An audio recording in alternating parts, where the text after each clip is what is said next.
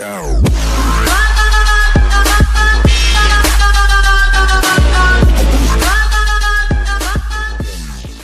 guys, Darkshots here. In today's video, I'm going to be giving a review on Battlefield 1's single player. Let's do this. Now, Battlefield 1's single player is completely different than any other Battlefield single player games because it seems more intriguing to me and actually has a purpose and actually has hype around it. It has a built-up hype in this game, so it's actually a good thing. You know, previous Battlefields, it didn't really seem that way. You know, I actually didn't really care that much about the single players, but now I do, and I actually did enjoy it. It was fantastic. I really enjoyed it. Now, the character impressions were pretty good so far. Now I've only played the campaign once, and I need to probably play it again to understand more about the character impressions, because some of the impressions didn't seem very good to me.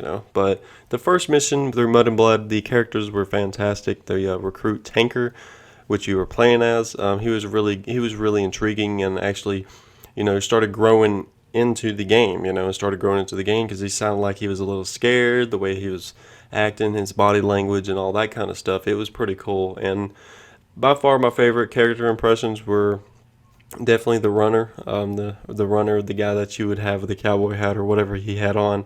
He was more intriguing to me because he actually acts like a badass, and he just wanted to kill, and he seemed more like a badass. That's pretty much it. And I like them type of roles in single player campaigns because it's just what I like, And now the character roles in the game is not very good, besides a few of them. The Mud and Blood, like I said, he was a good character role, but some of the other ones didn't really fit, especially with the one guy that stabbed his friend in the back, saying he'll get him home safely. I didn't really understand that one very well. I mean, I don't really know why, but it's just what I think anyways. And the character roles at the end of the game with the Lawrence of Arabia, I didn't really understand that. With Nothing Is Written is the name of the mission, to be exact, and I didn't really understand the whole concept of it. It just didn't make sense to me at the end of the game. I was just like, okay, this is the end of the game. I guess it's, they blow up a train, that's it. I didn't understand the characters and what they were trying to do, so I didn't really understand the whole campaign, which kind of disappointed me a little bit, but it's okay. It was still a great campaign. Now, the storytelling, unbelievable. I liked the storytelling. It was pretty good. Besides a few points at the end of the game, it didn't really intrigue to me very much, but the storytelling was fantastic. It actually gave you a story on what happened, or perhaps what happened. It's not very accurate, I'm pretty sure, because you don't really know what happened because it was so long ago. Now, the storytelling was a little bit better than I expected.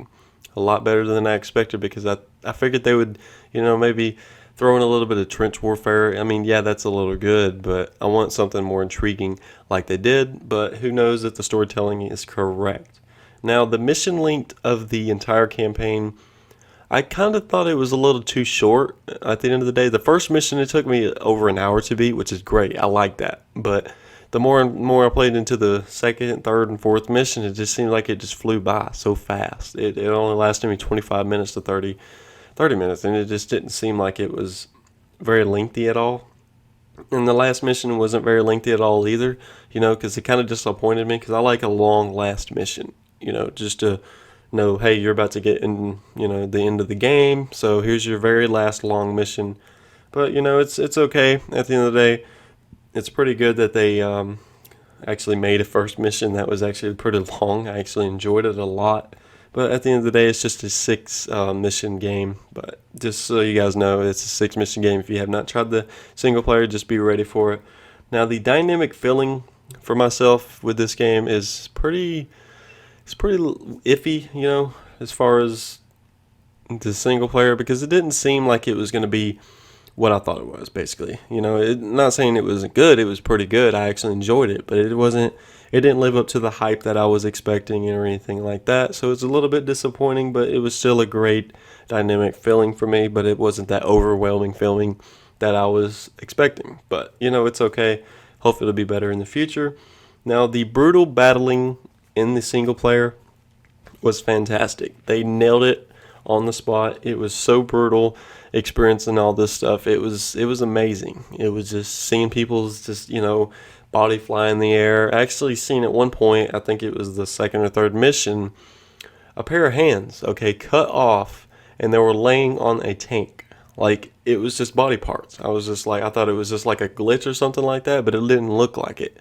And it was pretty cool to see that. So, the battling was just awesome. I enjoyed it so much. The tanks versus tanks, tanks versus infantry, or just sneaking up with Lawrence of Arabia with a horse. It was incredible. I enjoyed it a whole lot. So I hope you guys actually enjoyed the campaign too. And that's pretty much it for the single player. Really, that's pretty much all I got. So I hope you guys enjoyed this video today. And as always, I will catch you guys in the next one.